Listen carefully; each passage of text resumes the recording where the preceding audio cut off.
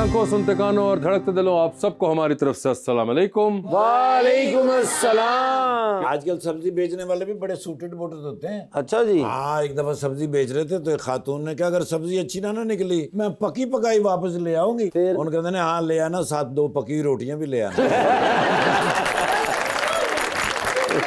महल्ले च वासे भाई नु कुट पै रही ते बंदियां नु कह रहे देखो वेखो सिर्फ वीडियो ना बनाओ। एक बंदे ने फोन किया तो फोन पे वो बहुत बदतमीजी कर रहा था। अच्छा, आगे से बदतमीजी नहीं की, उन्होंने कहते ने फोन काट के दोबारा कर, मैंने समझ नहीं आ रही। लीजिए पे बुलाते हैं अपने आज के पहले मेहमान को। पाकिस्तान पीपल्स पार्टी के रुकन हैं मुल्तान से जनाब वासिफ मजहर साहब।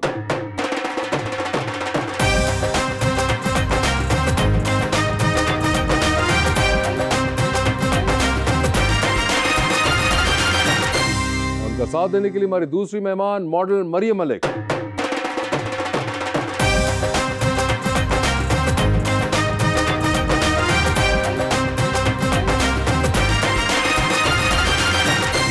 वेलकम टू द शो जी, बहुत खुशी हो रही है मरियम जी आप तशरीफ लाई हैं। वासिफ भाईजान, एक शेर मैंने लिखा है आपकी तरफ से आपके लीडरों के लिए, जो दिल करे तुम्हारा वो बिल्कुल किया करो, बस छोड़ने की बात मुझे मत किया करो, फिर ये ना हो कि गैरों की बाहों में जा बसूं, सो मेरी जान मुझ पर तवज्जो दिया करो।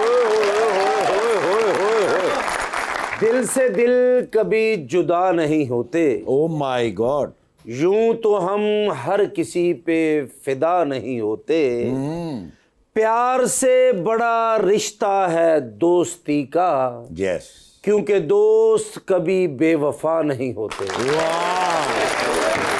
वेल डन जी। वासिफ साहब क्या हाल है आपके? अल्लाह का करम सर, आप सर बड़े अरसे बाद आपसे मुलाकात हो रही है। जी बिल्कुल ऐसे ही है सर पहले तो ये बताएं, लास्ट टाइम जब आप मिले थे तो आप पीटीआई में थे, ऐसे ही है। उसके एमपीए थे, आज आप पीपल्स पार्टी के एमपी हैं। यूजुअली जो पीटीआई से गए दोस्त वो तो नून लीग की तरफ गए या फिर वो घर चले गए, ऐसे ही है। ये तीसरा रास्ता आपने निकाला है, पीपल्स पार्टी कहाँ से आई? नहीं, तीसरा रास्ता नहीं है। पाकिस्तान पीपल्स पार्टी की एक पुरानी तारीख है, वो तो जमहूरियत उनकी है के लिए ना। कुर्बानी है। आपकी तो पहली फैमिली भी पीएमएलएन में थी, ऐसे ही है। तो फिर ये आपके लिए तो बिल्कुल नई चीज है। नहीं, नई चीज नहीं है। मेरे वाले साहब पहले डिस्ट्रिक्ट प्रेसिडेंट थे, मोहतरमा प्राइम मिनिस्टर थी 88 में। ठीक है, तो नई चीज नहीं है। यूसुफ रजा गिलानी साहब जो अभी चेयरमैन सेनेट हैं, मेरे कॉन्स्टिट्यूंसी के साथ वाली कॉन्स्टिट्यूंसी उन्हीं की थी। ओके, पुराना मेरे वाले साहब उन्हीं के साथ हमारा पैनल था, इलेक्शन लड़ते रहे थे। तो नया घर नहीं है ये। सर पीपल्स पार्टी में क्यों चले गए? उन्होंने शाम की रोटी नहीं सी देती। वो तो रोटी देते नहीं, वो तो बिस्कुट देते हैं सर। नहीं, वो कफारा दे के गया हूँ। तो क्या कफारा के दिया sir? I spent 26 days in jail। अच्छा, 26 दिन जेल में रहे आप और उसके बाद वापस आए तो फिर आपने कहा कि पीपल्स पार्टी का नहीं, ऐसा नहीं है। मैं जून में रिलीज हुआ था बेल पे, तो उसके बाद मैंने दिसंबर में जाके ज्वाइन किया पीपल्स पार्टी को। ओके, देन आई डिसाइडेड कि टाइम जो ऐसा है कि अब मुल्क को आगे लेके चलना है, उसी चीज पे खड़ा नहीं रहना। अगर डेमोक्रेसी में या जमहूरियत पे आपका यकीन है, मुल्क को आगे लेके चलना है आपने, तो कोई ना कोई रास्ता आपने चुनना होगा। नून लीग क्यों नहीं? क्योंकि बहुत से दोस्त जो है वो नून लीग में चले गए। सर मेरा ख्याल है जब चिल्ला काटते हैं ना तो ख्वाब में आता है कौन सी पार्टी ज्वाइन करना। अक्सर जो है नून लीग ही आती है। तो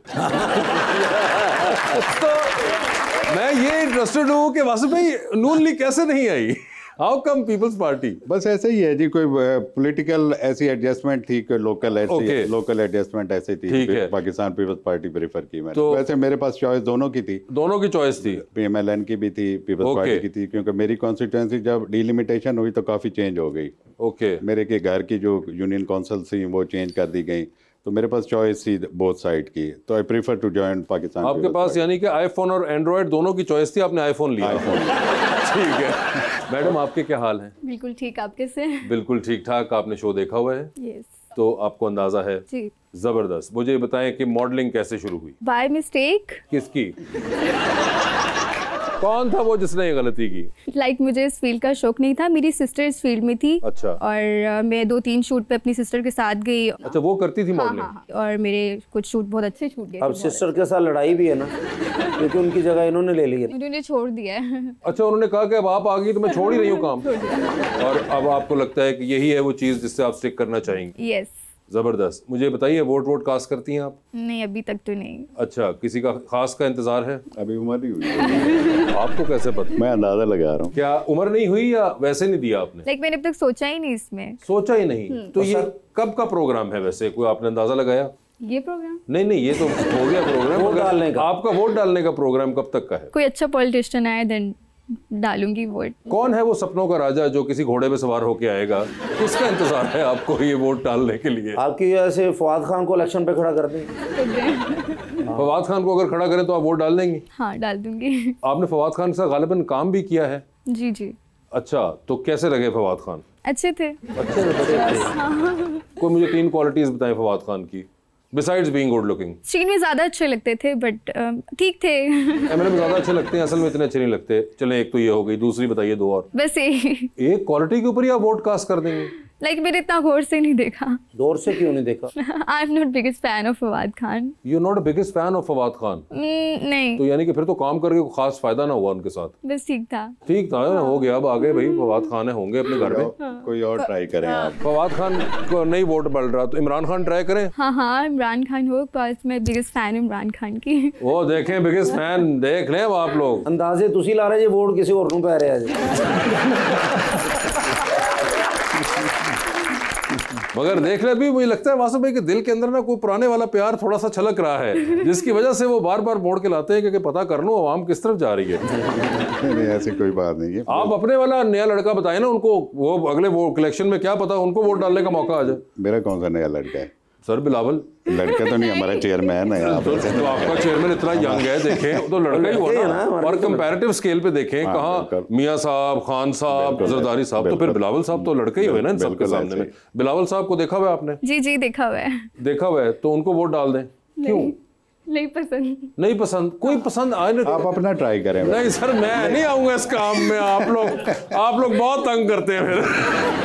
प्यारा ही बहुत लगते। तुर्की ड्रामे च हीरो ते अबूदार को लेंदे बंदे कर देते। प्लीज अगर आपने ये बात करनी है तो क्लैरिफिकेशन करें, सिर्फ हीरो के अब्बू नहीं, एक अरबपति अब्बू। अरबपति? हाँ, वरना हीरो तो आम भी हो सकता है, ऐसे बहुत ज्यादा ग्रेसफुल वाला। और आप माशाल्लाह जूता भी बड़ा खूबसूरत और ब्रांडेड पहना हुआ है। उतार के जाऊंगा आपको देख। और कितने नंबर है पाऊँ आपका? पहले किसी से लेके आया हूँ। लेकिन सियासत वाला ना देने वाले बहाने याद किए होंगे। नहीं, मगर अब वो देखें, वो उनके जूते भी जो है विक्ट्री का निशान दे रहे हैं। सर देखिए ना, विक्ट्री तो हो गई है ना। विक्ट्री तो होगी भी है, पार्शियल विक्ट्री है। तो वैसे कैसा लगता है, अब असेंबली जब जाते हैं तो पुराने दोस्त मिलते हैं कोई या नहीं? पुराने बहुत कम है जी, बहुत कम रह गए ना पुराने वाले। 186 से हम लास्ट टाइम जब थे पीटीआई में, तो अब उसमें से आई थिंक 20 हैं। 20 हैं। 4 हम अदर साइड से हैं, मैं पीपल्स पार्टी से हूँ, एक हमारे आईपीपी से आए हैं जो लास्ट टाइम पीटीआई में थे। ओके 2 पीएमएलएन से आए हैं। ओके, और बाकी आई थिंक 16 हैं जो पीटीआई से रिपीट करके आए हैं। जो, हाँ बिल्कुल 16 हैं जो कम हैं, जो कि पिछली बार से, वरना बहुत सी नई फेसेस आई हैं। एग्जैक्टली। तो वो कैसा लगता है वैसे नई फेसेस जब देखते हैं? 2018 में आप लोग बहुत सी नई फेसेस थे, ये एक बड़ा इंटरेस्टिंग टर्न अराउंड हुआ इस बार के इतना नया, और नॉट जस्ट पीटीआई, मुझे लगता है पीएमएलएन से भी बहुत सा नया चेहरा देखने को मिला इस बार। 80% नए हैं जी। पीएमएलएन से भी नए हैं। पहली बार मिल रहे होते हैं कि वो चाहे उनके खानदान में कोई था, मगर रिपीट फेसेस बहुत कम हो गई हैं। ऐसे ही है, ऐसे ही। तो वो असेंबली वैसे उसी तरह चल रही जिस तरह आप लोगों के दौर में चलती थी?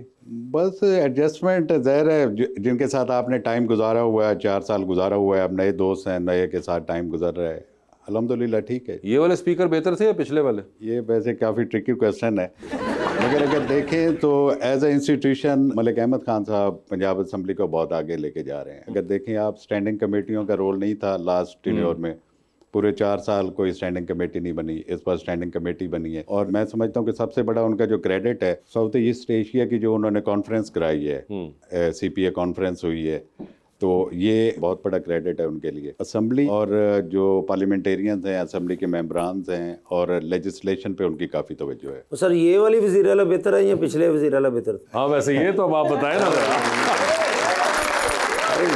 देखिए इसमें 2 चीज़ें हैं। मैंने भी 2 बंदों का पूछा है। मैं दोनों का बता रहा हूँ। वो साउथ पंजाब से ताल्लुक़ रखते थे, और अगर देखा जाए तो साउथ पंजाब को उन्होंने बहुत कुछ दिया है उस दौर में। To be very honest, development के हिसाब से देख लें, जो एडमिनिस्ट्रेशन के हिसाब से है, साउथ पंजाब के लिए बुज़दार साहब ने काफ़ी काम किया। अगर ओवरऑल देखें तो हम इत्तेहादी हैं मैडम मरियम नवाज शरीफ साहबा की हुकूमत के, और कंपैरेटिवली मेरे ख्याल में जिस तरह की वो एक्सरसाइज कर रही है और एडमिनिस्ट्रेशन के लिए और डेवलपमेंट के लिए, मैं एग्जांपल दूंगा मुल्तान के लिए भी, बहुत पुराने हमारे बने हुए थे जो बाईपासेस बने हुए थे, रोड टूट चुकी थी, वो उन पे स्पेशली उन्होंने खुद ही उसको आइडेंटिफाई करके उनके जो इनिशिएटिव थे, स्पेशली जो इंक्रोचमेंट के खिलाफ जो उनका काम हो रहा है, ये बहुत अच्छे हैं।